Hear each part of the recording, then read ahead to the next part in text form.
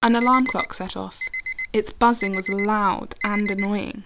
Its constant beeping was pain to the ears and a nap. At 5 in the morning. Ugh, Ryuno groaned. Her eyes weren't fully open. She could barely make out the ceiling in front of her. The alarm clock wouldn't stop. In the bottom bunk bed, a hand reached out from layers of pink and white blankets. The alarm finally stopped, and the person on the bottom yawned. Ohayo! Ohayo, Johnny, I'm still sleeping, Ryuno said with her eyes closed and her voice raspy. The girl on the bottom bunk got up and walked to the bathroom. She showered and washed her hair.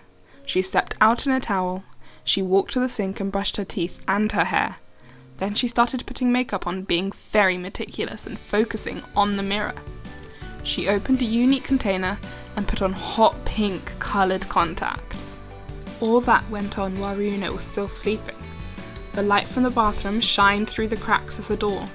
She came out of the bathroom and put on a school uniform.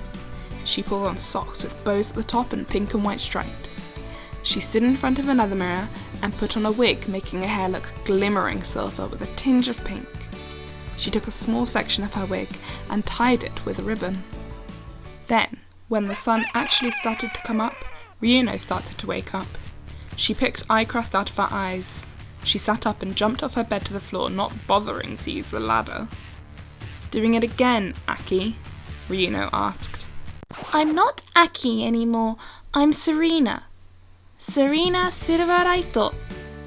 Ryuno showered, brushed her teeth, brushed away her bedhead, and put on her uniform. She went downstairs to the dining room. Serena was already eating her breakfast. She was eating tiny pieces of her rice at a time. Ryuno, however, scooped rice into her bowl and started pouring soy sauce in it. Ryuno, that's too much, Serena told her. I like it like this, Ryuno said, and took chopsticks in her hand.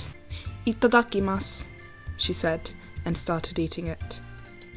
Ma, I really don't get her, Serena thought. In their classroom, Serena sat in the front of the classroom. She had a sparkly aura around her. There were some guys behind her. Oi, hora! There's Serena-chan. Kawaii! I'm glad someone like her is in our class. Serena looked back at them and giggled with a smile. Oh, kawaii! The guys exclaimed. You've met Sarah over there, my older sister. Her real name is Aki, but she made this name for herself and tells everyone to call her Serena Silveraito. Her alias isn't even in order by Nihongo rules. Heck, even our mum calls her Serena, Ryuno narrated. She's basically the Mary Sue of this story.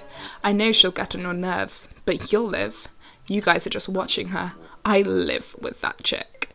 And also, the opening is about to start, featuring Sarah's dancing and a bunch of shapes flying all over the screen. Insert theme song. Pon pon pon. At the lunch break, Serena sat under a tree eating out of her bento box. Ryuno was on the roof of the school with a sketchbook. She was drawing her own manga. Ka-chan makes Sarah's bento instead of mine, so I usually spend my time on the roof alone drawing. The only catch to this is that it's kind of lonely. Socializing was never something I was good at. Later, the students were looking at the exam results. Serena was at the top, which means she did the best. Sarah's crazy smart, and she doesn't even study. But every time she scores that high, I can't help but let my imagination be overactive and think she bribed the teachers. Ryuno looked over to Serena. And I forgot to mention she's American. And when I say American, I don't mean that she's from America. I'm talking about sizes. Of course, it's hilarious because I'm Japanese and we're related. School finally ended and Ryuno put her street shoes on. She walked out of the school and looked around. Man, where is she? Ryuno thought. Sorry for the wait, Sarah said, holding a lacy umbrella. You've got to be faster than that, Ryuno said. Can't be helped. I got 4 letters. She held out 4 mushy-looking envelopes. She gets confession letters daily, and sometimes from the same dudes. Rumour has it, even some chicks wrote her letters. They started walking, and Ryuno stopped by a taiyaki shop. She bought 5 chocolate-filled taiyaki and started eating one. Since I don't eat anything in the afternoon, I get taiyaki on our way from school. Ryuno, take a picture of me under the sakura trees, Sarah said, being chipper. She handed Ryuno her phone and stood underneath the cherry blossoms with her umbrella. Ryuno snapped a picture of Sarah holding her taiyaki in her mouth. When they got home, Sarah changed into a frilly lolita dress and started polishing her nails. Ryuno changed into sweatpants and a short-sleeved hoodie and started doing her homework. Nah, Ryuno, should I wear laced boots or high heels? Sarah asked her. I'm kind of busy here, Sarah, Ryuno answered. Why can't you do that stuff later tonight? Because it takes too long for that. That's when I finish my homework, though. Ryuno got a red vein on her head. Dang it, why does she get all the brains? She thought. Afterwards, they were surfing the web on a laptop. Sugoi! Look at all those great comments, Sarah said. The webpage had pictures of her in lolita clothing, posing in appropriate backgrounds. Sarah's a neto idoru. Every day she posts pictures of herself in these stupid doll clothes to the net, and of course she's popular, but guess what? This kind of popularity does not benefit the family at all, and it annoys me how much people adore Sarah when she does absolutely nothing. Ryuno put black headphones around her neck. She took a pencil and eraser from her desk, and a large sketchbook. She went downstairs, stuffing her pencil and eraser in her hoodie pocket. Oh, motte! Ryuno! Sarah was struggling to drag down a big floral carpet bag. Ryuno put her sketchbook down and walked up the stairs. She lifted Sarah's carpet bag for her. Sarah sighed in relief and collapsed. You know, if you're such a wuss, you shouldn't stuff your bag with your disgusting outfits and cosmetics, Ryuno told her. But I want to go to the local lake and take a picture for the blog, Sarah said. Ugh, Ryuno groaned. For those of you who aren't fast learners, whenever Sarah wants a picture, the one who has to take it is me. Say it with me. Spoiled. At the lake, the sakura petals floated on the water. Wow! Spring is beautiful as always. Look, the petals are still falling, Sarah exclaimed. Ryuno coughed and gagged. I think I swallowed one. Her voice sounded hoarse. Ryuno used her cell phone to take Sarah's pictures. After her photo shoot, Ryuno pulled out her phone and selected a contact. What do you want, Ryuno? The telephonic voice asked from the other line. Can you pick up Sarah? Ryuno asked.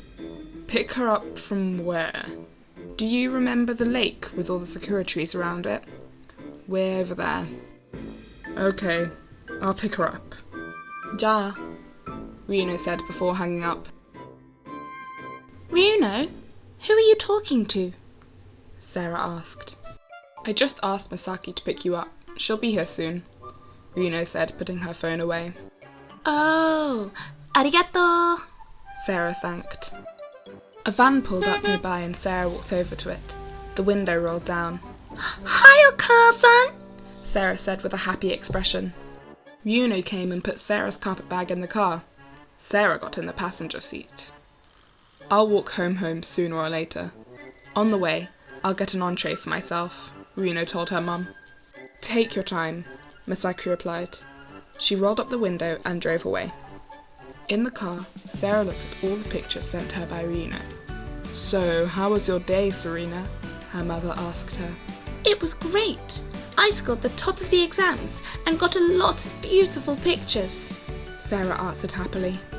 Ryuno was sitting on a bench. People walked by her minding their own business. Ryuno put her headphones over her ears. The lights built into them glowed blue. She listened to music and smiled, something she hasn't done all day. She took out her sketchbook and started drawing. This is my lifestyle. At late afternoon, I get out of the house and walk around the city, occasionally stopping to sketch. It's how I escape reality.